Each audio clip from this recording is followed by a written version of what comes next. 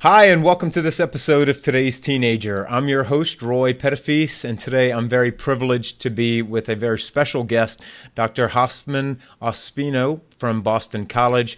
We're going to be talking about some of the challenges and unique opportunities that are not only facing Hispanic youth and Hispanic families today, not only in the United States, but across the world, but as well as what are some of the unique contributions that we might be missing out on, and as adults who want to help young people, and how we might be able to facilitate making their contribution more prominent in our church today.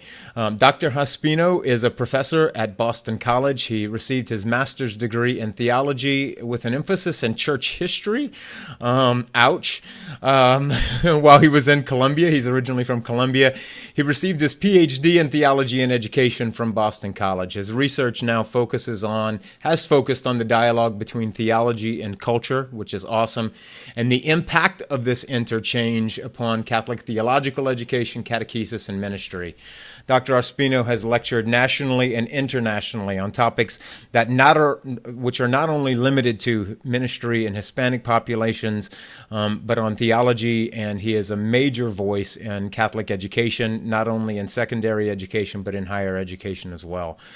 We are privileged to be able to have him today and be able to, pick his brain and get his thoughts. And so, welcome, Dr. Ospino. Thank you for being with us. Oh, thank you very much, Roy. It's a true pleasure to be with you and your audience, and look forward to the conversation. Me too. I'm giddy. I'm just so happy. I'm giddy. I'm giddy because I know how busy you are, and I'm busy too, and that we could find a time to make it happen. I'm just so privileged. So before we kind of get into the meat of it, well, this might be a little bit of meat, but I've heard you say in some of your keynote addresses and in some of the articles where you've been interviewed that you encourage young people, Hispanic young people, to be protagonistas of the new evangelization, working alongside of all cultures and ethnicities in the church to be authentic witnesses of the gospel.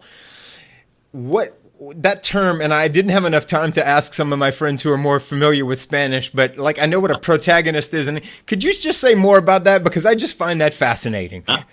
Absolutely. Well, the word protagonist, in many ways points to agency, Yes. And something that, as you mentioned earlier, I was born in Latin America. And when I migrated to the United States in my late teens, early 20s, and something that really shocked me at the beginning was how much of the evangelization and ministry and pastoral activity in this country is done primarily by adults.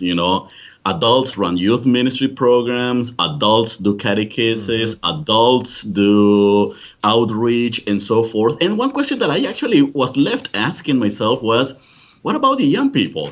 Because I come from a different experience of church, in which it is the young people who are the ones who take most of the initiative in ministry. They take the agency. I'll just give you an example. I started my ministerial life when I was 7 years old, And how did I do that? Simply, I was a catechist, and my role was to teach 5-year-olds, how to understand the readings of the next Sunday. And then, that's the kind of the environment in which I grew up. So in a sense, by empowering, by affirming the agency of young people, what we are doing is helping them understand that they are also evangelizers, that they need to own their baptism and live their baptism. And that's where the protagonism, somehow emerges. They don't have to wait until someone comes and does it for them, to give witness, to talk about That's God, right. to commit to doing the God of Christ and the gospel. Yeah. They can do it themselves. And that's the beauty of it. I love it. And I love that, one of the, and as I hear you say that, my mind is in this very Western formal mode of how we do church in the United States. And certainly a lot of things are going on in our church today that are going to be, hopefully will produce some reform. But I love just even as I hear you, I hear there's an informality, and I mean that in a positive way of, I could just imagine DREs in the United States, catechists. Okay, what do you mean I'm going to let a 9-year-old lead a catechism lesson? They probably just had a brain hemorrhage just hearing that. but that's so beautiful, but we get in our structures and there's no room for the spirit to be able to move in that way sometimes, and I just think that's amazing. Yep, and not only to that, I mean, for instance, in our U.S. culture, which is my culture now, Sure, since I sure. lived more than half of my life here, but it's, for instance, it's unbelievable how the legal system shapes the way we do evangelization. I mean, you hear, that you cannot live an adolescent with a young group of kids. There's right. always have to be an adult. There has to be supervision, and then X group cannot be with that particular group, and so forth. And that kind of blows, kind of your mind when you come from Africa, from Asia, from Latin America, where evangelization and ministry is more communal oriented. Everybody gets involved. From the smallest one to the oldest one, everybody has a role. Everybody plays. A part in the process of sharing the faith. Yeah. Oh, that's awesome. That's so cool. And that's been my experience when I've had the privilege of being in Latin America and other Hispanic cultures.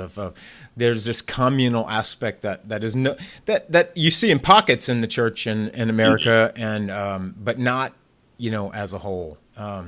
So specifically, with teenagers, which, there's a lot of parents, obviously a lot of educators and a lot of parents and ministers who listen to the podcast from all over. What would you say are the unique challenges that are facing Hispanic teenagers today and young people today? Sure. Well, first of all, I just wanted to, so the audience would understand the importance of speaking about Latinos in the United States of America, and for Catholics in many ways, the importance, I mean, the Catholic Church in this country is being redefined, by, at all levels. It's being redefined demographically, culturally, and even in terms of age. I'll just give you an example. The average age of white Catholics in this country is about 55, and then you take the Latinos, the average age of Latinos is about 28, 29. That means that, give or take, half of all Latinos in this country are younger than 25. And then most Hispanics in this country, 2/3 of Latinos or so, are Roman Catholic. So that's why, somehow the Catholic Church and the Catholic community and everybody working with young people from a faith-based perspective needs to be paying attention, to this particular population. Now, back to your question, some of the challenges that Latinos are having, if I were to rank them, I would give you 3 big challenges that I hear, and I know that many Latinos are, and this comes through research, but also comes through observation and by raising kids as well. Right.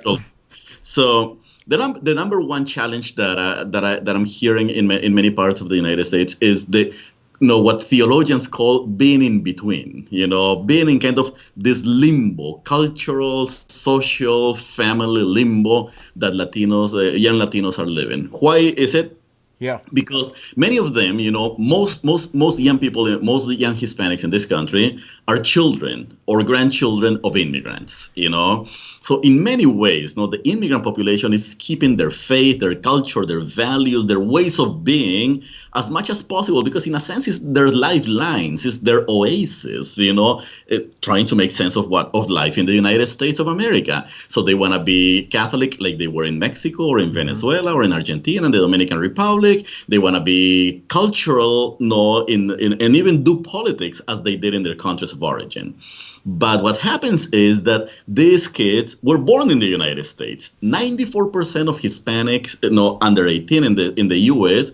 were born in this country. So these kids are not Mexican, and they are not Dominican, they are not Colombian, they are not Venezuelan, they are American, And so this is their country. So somehow they're being pulled into an experience that is not theirs. But on the other hand, we find, what sociologists call mainstream culture, which is mostly white, driven by white values and perspectives, language-wise, and so forth. And then there's the major push for assimilation, So if you want to make it in the United States of America, forget about your Latino values, forget about your culture, even the way you do your religion, and forget about the food, which is the most difficult thing to leave behind. Right. Hello. You're talking to a Cajun, Doc. Like, I'm with you. And the music. So then they start saying, no, somehow they start hearing the message that if they don't become fully assimilated, into and then leave whatever they are behind, then they will not be fully American. No, they will not be. So right. Then you get. And so let me interrupt you just right there, Doc, real quick, because if I don't, my wife is going to be upset with me because I'm a word guy and I love the word and I know exactly what assimilated means. But for our listeners who don't, and you did use it in context, could you just say a little bit more, because full assimilation, I think you said, means leaving behind, and adopting a whole new set of values, mores, customs. Could you just say a little more about that? Sure. Assimilation, in many ways, is a word that in the past, it meant pretty much integration. As you become part of a culture, you start embracing values, ways of being, understandings, language, and so forth, until you pretty much, you become part of where you are. It's like you are thrown in the water, you get wet, So right. that's you become part of this, But today, in our day, particularly when we are in the middle of these culture wars and all these tensions about what does it mean to be American and who is real American and who is not, well, we find the concept of assimilation being defined in a more negative way, which is you want to be one of us, then you have to leave behind whatever else you were, and that means family, that means value, that means religion, So assimilation, unfortunately, tends to have this negative connotation, and that is why, Latinos and other groups, Asians as well, and immigrants from Africa, prefer to use integration, Yes. And so you find young Latinos in many ways being pulled in these two directions. The immigrant population, parents and grandparents, relatives, and on the other hand, the mainstream culture. And then they find themselves in between. You know what? There are very little resources, and there are very little structures of support for these young people. Amen. There's a lot of anxiety from a psychological perspective. There's a lot of anxiety. There's a lot of misplacement. Many of them just don't understand who they are. Yeah. And growing up in that environment, what should I do? Should I leave Spanish behind? Should I stop my identity? Should I fully assimilate and so forth? These are questions that if you were white, born in the United States of America, and after 3, 4, 5, 10 generations, you wouldn't have to ask yourself those questions. Millions upon millions of young Latinos, Latinas have to deal with, wrestle with that dynamic. Wow. So my mind's just exploding with follow-up questions on what you just said.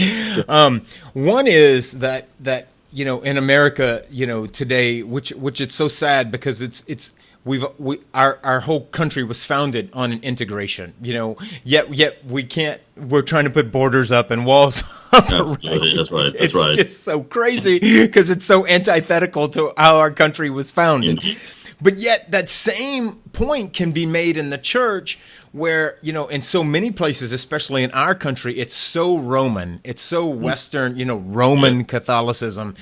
And one of the hopes that I had for Pope Francis was that he was going to, and I think he has in some ways really, and maybe you could say a little more about that as a church, what are some practical ways that we could be more open to integration from Latino culture as opposed to, because in many ways I feel like we're forcing them to assimilate as well in the church. Oh yes, absolutely. Well, there used to be a time, there was this thinking, I forgot his name, but in the early 20th century, this person said, Catholicism is Europe, Europe is Catholicism, and that pretty much summarized how people understood this. So that's right.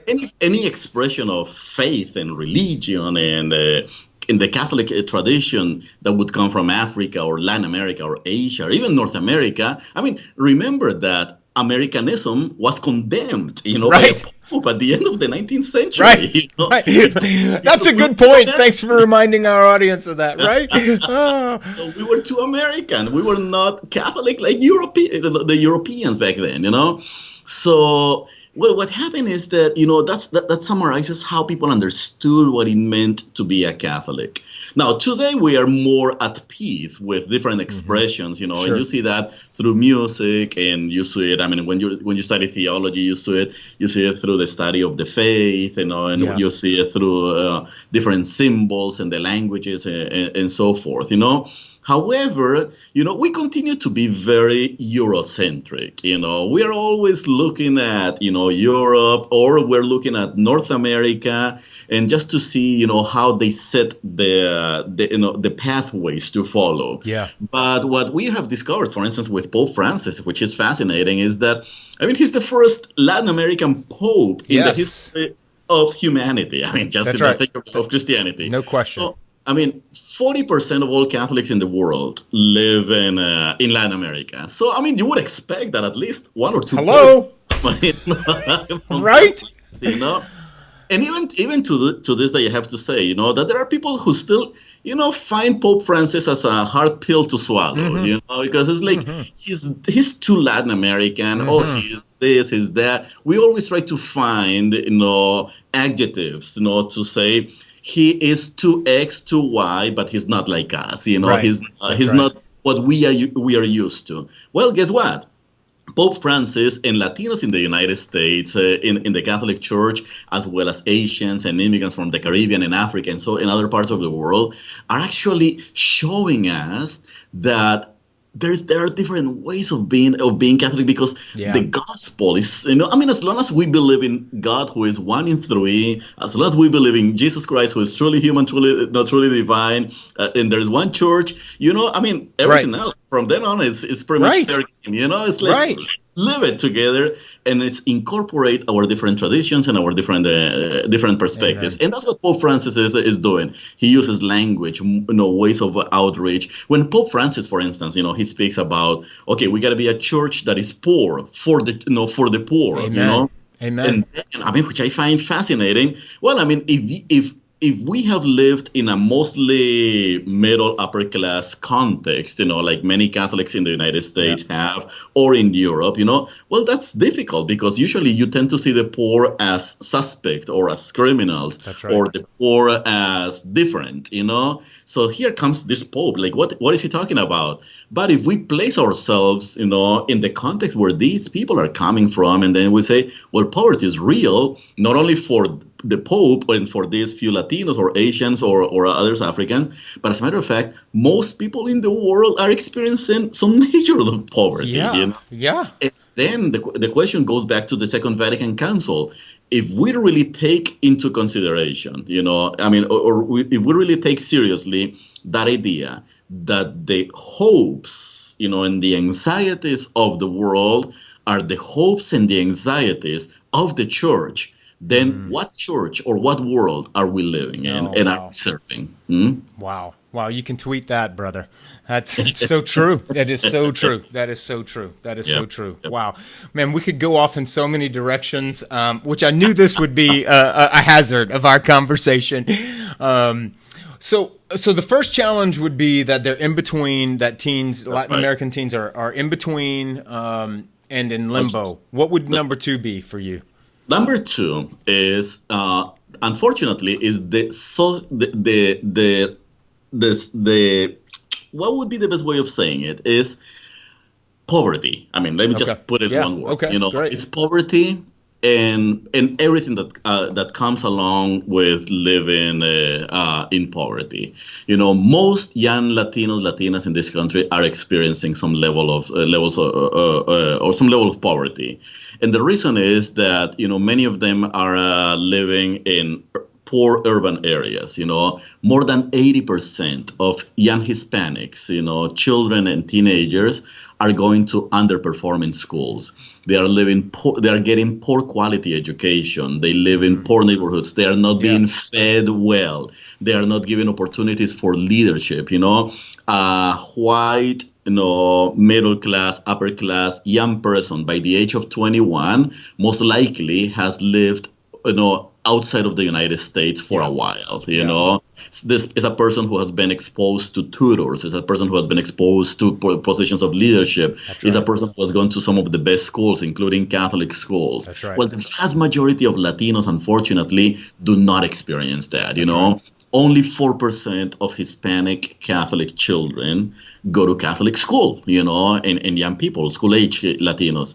And, well, that's actually worrisome because, you know, we know that Catholic education, and this is one of the areas that I do research about, you know, we know for a fact that the majority of priests and sisters and Catholic school teachers and leaders in general, lay ecclesial ministers in this country, you know, have come or have gone through some form of education in Catholic schools. Right. But when Latinos are absent, when Black Catholics are absent, when other groups, the next generation of Catholics are absent from our Catholic schools, the one question we need to ask is, where are the priests going to come from? Where are the leaders going to come from? You know, so, and where is a representative body of leadership? And that's kind of what I hear you saying. We'll get the leaders, but it's going to be skewed like it is now. A lot of middle class Caucasian white males and females. And that's right. And it's already happening. I mean, when one looks at the number of bishops of the United States or the number of priests, you know, the number of sisters, I mean, college presidents, just name it, no, theologians.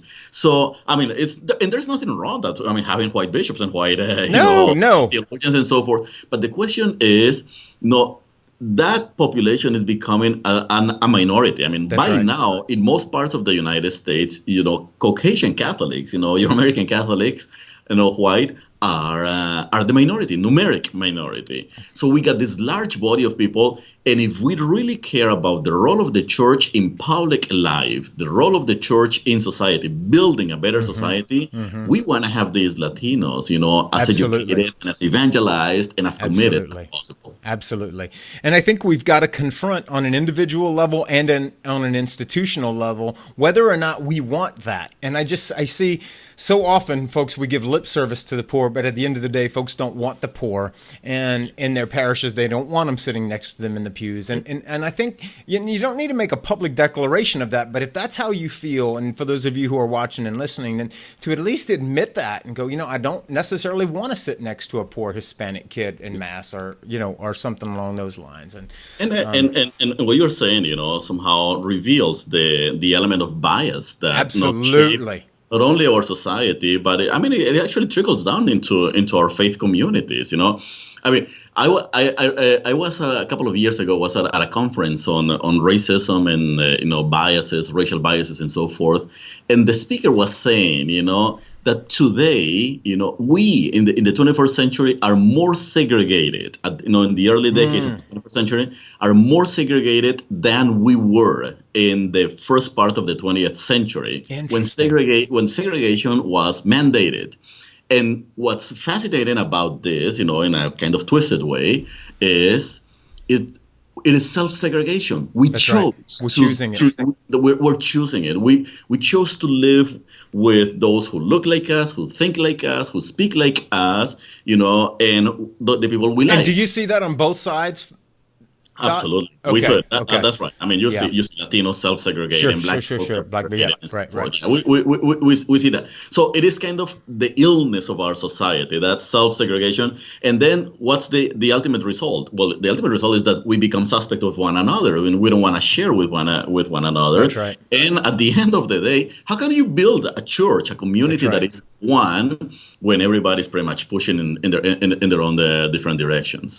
That's right. And you know, I'm in a hotbed. I'm in an area of the country in South Louisiana where racism is still alive, and unfortunately all too well. You know, I see it every day. I had parents come in just a few weeks ago, and they believe that it is a sin for their white child to marry and date someone who is Black. Yeah, I mean, who would imagine that in the 21st century? In the 21st century, I mean, I literally sat in my chair and I was like, "What are you smoking, and who's your dealer? Like, are you serious?" But I know, and look, I have to own my piece of it. You know, I am an educated white Catholic male. I am at the top of the heap in America, and it's I I work really hard to understand my white and male privilege, and both, and it's I mean, when I was in seminary trying to be a Catholic priest, I mean, Catholic priests are at the top of the very tip top of the heap. You know, they've got God on their side in addition to being born the right color and the right gender. So okay, so poverty, and that's certainly something in my background I'm familiar with, and we're going to come back to each of these because I want to know what you think are maybe some of the solutions, or what are some of the action steps we can take. So what would you say number 3 is? Number 3 is very related. It derives from the previous ones, and it is lack of access to positions of leadership. That is important, and this is key. While I will just give you an example. I mean, and this is this is why paying attention to this matter is important for Catholics. While if you're growing up in a middle class family or so, most likely you will be doing an internship in a law firm, or you will be helping in your church. You will become the head of the altar servers and so forth. But if you are growing in poverty, most likely you will be picking up tomatoes. You will be working at a fast food chain. You will be working, you will be cleaning homes and so forth. Nothing wrong with these jobs. Right. But what happens is that the system itself, by creating or by denying opportunities of leadership, within the context of the church, the family, the neighborhood, and so forth, we automatically starts sifting people. One group, mostly people of color, tend to go in one direction. Another group, and it tends to be your American white, tends to move in a different direction. Fast forward 20, 30 years, guess what the person who did the internship in a law office will be doing? Most likely will be a lawyer. Right. Guess what the person who was cleaning homes will be doing? We hope that also becomes a lawyer, but life, life has a funny way of moving us, and that's one of the questions, I want to go back to the whole point on Latinos receiving poor education, Yeah. In the United States of America, we know, that if by 4th grade a child does not read up to level, most likely that child will not graduate from high school and will not go to college. I mean, which is mind-boggling, Yeah.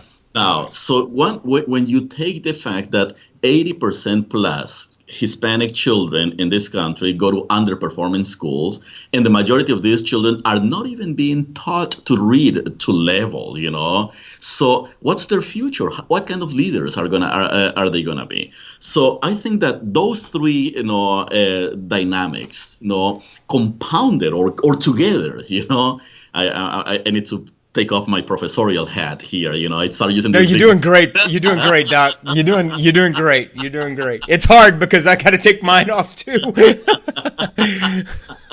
So when you take all these 3 dynamics together, feeling in between, feeling displaced, I don't belong to X play or to this other community. I don't belong to this society. People tell me that I don't belong. I'm not Mexican, but I'm not American either, right. And so forth, And then 2, issues of poverty which come with, if you live in a poor neighborhood, it is very likely that you would be exposed to gang activity. Right. Right. Half of all gang members, how scary this is. Half of all gang members in this country are Hispanic, wow. Which is amazing, Wow. And many of them are Roman Catholic. So what are we doing to accompany these young women and men, which is just fascinating. Wow. So most likely you would be exposed to drug activity, and you would be exposed to some forms of violence, and right. You would be at risk and so forth, So then, you get being pulled in between cultures, then poverty, and then lack of opportunities of leadership. So literally, we are witnessing, how a society builds a subclass in the United States of America. We are witnessing that, and we're before our own eyes, And the Catholic Church needs to get involved right now, working with these young women and men. Why? On the one hand, it's the right thing to do, but on the other, just for self-preservation. These Right. young women and men are Roman Catholic, you know. Right. So we gotta serve them. And we have a unique opportunity to be able to influence them that we're not taking advantage of. Exactly. And, That is. and myself included, you know, and I'm as personally interested as I am, you know, for my audience, you know, and learning. I've got 2 pages of notes already that I'm taking from you. And it's especially something I think that those of us who, you know, are white and middle class, that we really, it's hard to understand that we really don't see things as they really are, you know, and we have to work really hard to see them, and especially when it comes to young people. So I can hear my listeners going, wow, you guys did a great job diagnosing the problem. Roy, if you don't hurry up and get them to give us some practical, what are some things that we can do? Because I think we all, you know, most folks want to help. We want to do something, but the problem is so big and so nebulous and so complex, we might not know where to start. So let's just start with we can start whichever one in terms of being in between, poverty, or lack of access to leadership. Sure. What would you say are some practical things that we can do to address those issues? Let me offer you an alternative. Please, you know? yes. Rather than taking them one by one, you know, because that would give us the impression that we can isolate one from the other. I love it. And frankly, I think that they are all intertwined, you know, they're all together. Yes. So what about if we were to look at rather to more holistic approaches, you know, and as Roman Catholics? The first thing, you know, that, and this is something that I'm not the first one to say it, you know, the popes, you know, I've heard John Paul II say this, you know, Benedict, Pope Francis. I think that the first thing that we need to do here is conversion, you know. Amen. That's the first thing, you know. Without a conversion of the heart, you know, and a conversion of the mind, it is going to be really difficult that we can do anything about these situations that you and I have been discussing, you know. So there's got to be conversion of the mind in terms of understanding. We got to take the time and have the willingness to understand that the church is changing and that these young women and men are our children, you know, that we got to care about it. And we have to understand hear their stories, understand their realities. And there's got to be a conversion of heart. We have to learn how to love them, you know. And and honestly, I mean, that's the most basic thing that a Christian person can do, you know. Mm-hmm. We got to see the face of Christ in these young women and men who are living in poverty or who are struggling with questions of identity as to who they are in the U.S., young people who are in conditions of violence, who are gang members and so forth, you know, or the young Latinos who are doing very well, because there are many young Latinos who are middle upper class, you know, who are coming, you know, they're children of people who are business people, they're children of highly educated. So, but we got to see them as ours. We got to see them as ours. And we will never do that without, you know, having that conversion of mind and heart, you know. Okay. So that's the first thing that we need to do as a church. Now, more on the practical side, you know, I'll give you two strategies that I've been kind of formulating and sharing with pastoral leaders. The one piece, and actually this doesn't apply only to Latinos who are Catholic in this country, but applies to every young person in the United States, is our Catholic churches need to get serious about becoming spaces for young people. Amen.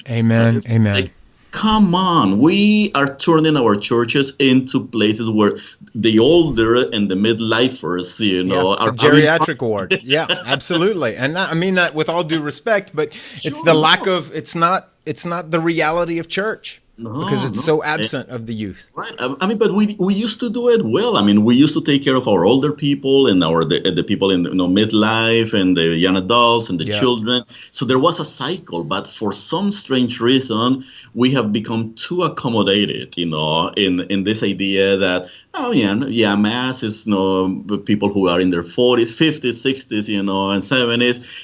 But we are not asking. I mean, every parish community needs to ask themselves, where are the young people? And not only that, but what can we do to attract these young women and men and they can see our churches as their places. That's the first thing. And what would you say? What have you heard? Just maybe one idea along those lines. What have you heard that's worked in terms of making our traditional communities more attractive to Hispanic young people and families? To Hispanic young people and families? Well, that's a loaded question, Roy. And the one reason is when you say Hispanic young families, you're talking about more than 2/3 of the entire Latino population, because this is such a young population. That's right. Yeah. So, one of the points what was the statistic? 80. How many % are under 28? About half of all Latinos in this country are average age is 28, 29. Okay. About half of Latinos in the country are younger than 25. So, but here, something that's working in many communities is attracting young adults. Just make sure that young adults feel at home. Why? Because young adults are raising teenagers. Young adults are raising children and babies. So we got to cultivate the young people. I have seen in many parishes, and too many parishes in this country, this pastoral leaders, whether clergy or lay leaders, with this idea. Well, you know what? I don't speak Spanish. I don't work with the immigrant generation. I don't have time. I don't have the energy or the willingness to do that. But I'm going to work with their children. Wrong. You can't do that. You cannot discard the parents to work with the children. That's right. You got to work with the whole package. That's right. It's these silos that we keep trying to make. Yeah, that's right. So we got to do that. And it's communities that are investing in spaces, or projects, outreach programs that keep the young adults, praying and worshiping and serving together. Yes. They bring their children. The other piece that goes along with that is, we need communities that are child friendly. My wife and I, we have 2 kids, and we have been to too many places where people turn their heads towards us, and it's like almost disapprovingly, because the kids are running around, because the kids are playing. And I'm thinking, come on, we should be happy that we got kids around. That's right. Oh, they're not behaving in church. That's a cardinal sin. Well, there's a lot of folks who aren't behaving in church. I think we realized today, right? Oh man. Well, we got to create, at the practical level, we got to create those spaces. And the other alternative, the other option that I recommend on a regular basis is, we need to really invest in youth ministry. And there is actually a model of youth ministry that Latino communities have been pushing for a number of years, and it's called Pastoral Juvenil Hispana, which, you can translate pretty much as ministry with Hispanic young adults. Yep. And what this Pastoral Juvenil Hispana model is, somehow pulls together, brings the best of youth and young adult ministry as conceived and done in the United States, but it also brings some cultural and religious elements from Latin America. It honors language, it honors social position and so forth.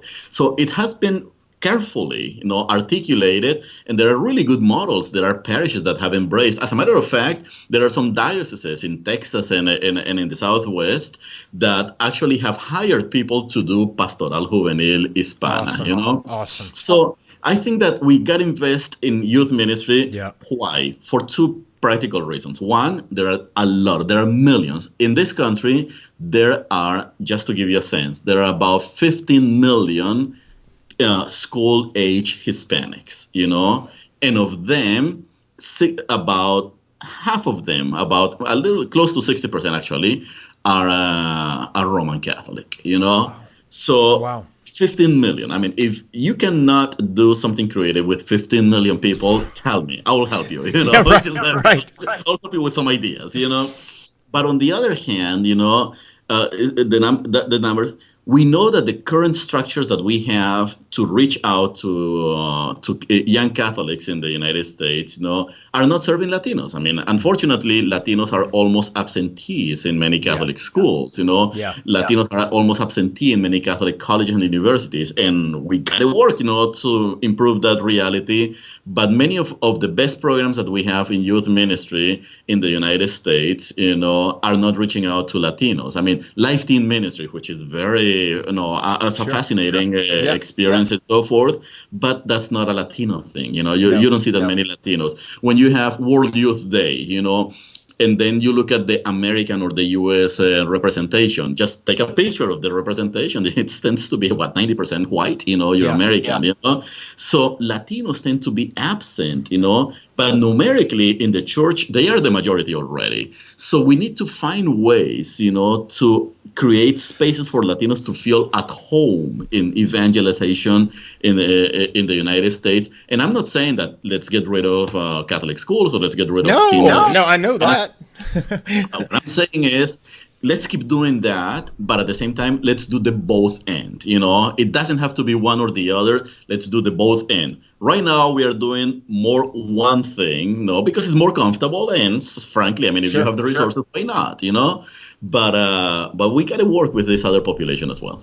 So, Doc, I'm curious because I think that, you mentioned an organization that I'm a huge fan of, Life Teen, and certainly they're not the only one. There's many others, and what I've been really encouraged about Life Teen is that I hear Randy Rouse and Mark Hart are open to their blind spots, and certainly this is one. I think there's an area of mental health and I haven't had the opportunity to approach them, but I just think the world of those guys. Would you be open to having a conversation with them and saying, hey, if you really wanted to move in this direction? Absolutely. And actually, I've been having conversations with, people who are doing campus ministry in the United States, Amazing. I'm looking at, for instance, the work that Focus is doing in campus ministry, but they also recognize that they can do it. They need to do much more to reach out to the Latino population. So I think that in general, we got the resources, we got the ideas.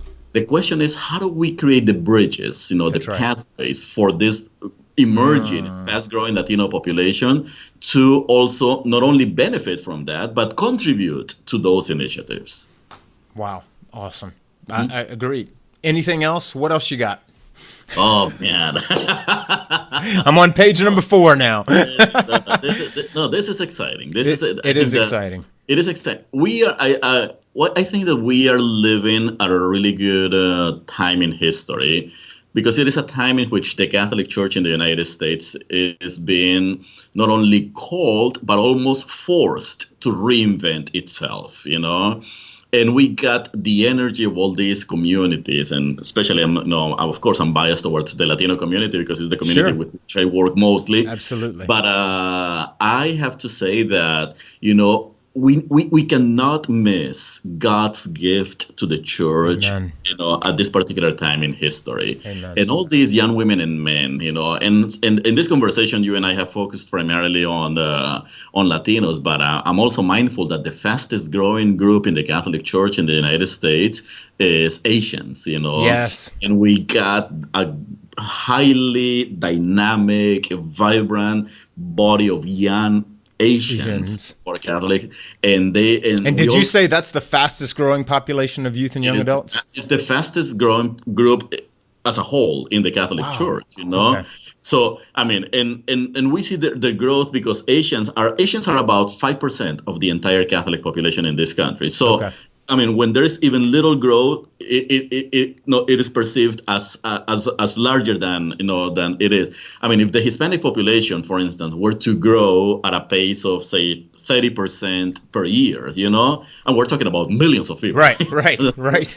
So, but if the Asian population, by growing a few hundred thousands, that really makes it, spin up a little bit faster, Sure. And but it's growing and bringing a lot of life, a lot of young people coming from Africa and the Caribbean. And we got to pay attention to them as well, because, the church in this country in 30, 40 years is not going to be only Hispanic or only Asian or only white. It's going to be a very beautiful experience, very diverse, and we better learn how to engage one another and and build communities, build church now rather than waiting. I mean, and continue with the kind of those patterns of segregation and all the stuff that we tend to see in many of our faith communities. Amen. Amen. As I listen to you, I'm a couple of things. One, thank you for your prophetic voice, and I don't mean that as just simple flattery. I mean that because I've watched a lot of your work and I've followed you for quite some time, and finally built up the courage to reach out to you. I was telling my wife, I was like, I think he might respond to my email now. Maybe I'm there, And I always respond to my email. I know, you're so good, so down to earth, and I'm so happy for our audience who gets to hear you in such a direct way. And so thank you for your prophetic voice, and I'm so grateful because in response, this is like the 100th or maybe 101st episode of the podcast, and this is the first attention I turn toward minorities and Hispanic young people. And again, evidence is my own biases and my own level of comfort. And we hear so often that the truth will set you free. And as I listen to you, I just feel so much more free. And knowledge is power. And I know that there are thousands listening right now and watching on Facebook who are feeling the same way. So we're just so grateful for you giving us some tools, some deeper insight to do what. And I'm sure you were at the convocation in Orlando last year. Absolutely, yeah. And I'm sure you had to hear who I'm sure is a friend of yours, Archbishop Gomez, in Los Angeles, say we need to reach out to young people in the existential peripheries. It was the one line that I took away from that whole weekend. And I think that's where you're bringing us, and as well as young people who are on the more physical peripheries as well, and things such as poverty and lack of opportunity. So Doc, there's going to be folks who want to get in touch with you, or who may want to follow you and follow your work. How would they best do that? Like, are you on Twitter, Facebook, email? I am certainly on Facebook. Okay. And that's the one social media venue that I use. Okay. And but people can also look me up, in some of the work that I have done in terms of research and publications. The Boston College, School of Theology and Ministry. So, and my email address is very straightforward. It's my last name, Ospino, O-S-P as in Peter, I-N-O-H-O @bc.edu. Perfect. You can just Google my name. It's a little bit complicated. Yeah, it's on the website. And look, we're going to link all of that up. For those of you who are watching and listening, it's all going to be in the show notes, as well as links to, I think, Dr. Ospino is prolific. So we're not going to be able to include all of his research, but I'm going to go through and find some of the highlights that I think are especially relevant to our conversation today. Dr. Ospino, thank you. Thank you for gracing us with your time. Bro, and if I can just finally mention one book that just fresh out of the oven. Yes. It's a book that was published by our Sunday Visitor. And as a matter of fact, I have a copy here. I want to do some selfish, Please, no, it's not selfish. It's helping us. Thank you. It's called Our Catholic Children. Bring it closer to your head, Doc, so we can see it. There it is. Okay. Children Ministry with Hispanic youth and young adults. Oh! It I was gotta get that book. Released this month of September, as a matter of fact. Excellent. Our Sunday Visitor. So, whoever is interested in that book, and it's a collection of 8 essays, short and sweet, both in Readable. English and Spanish. Perfect. We want to reach out to as many people as possible. Perfect. Thank you so much, and we'll definitely put the Amazon link as well as Barnes & Noble, wherever books are sold. We're going to link up Doc's book, and I will be ordering it in the next 15 minutes. So, and hopefully our paths will cross at LA Congress this year, and I can get you to sign it for me, Doc. Oh my goodness. Okay. I'll stalk you outside your session. I look forward to seeing you there. Great, Doc. Thank you so much for being with us. As always, thank you for tuning in to today's Teenager. Look forward to seeing you next time. God bless.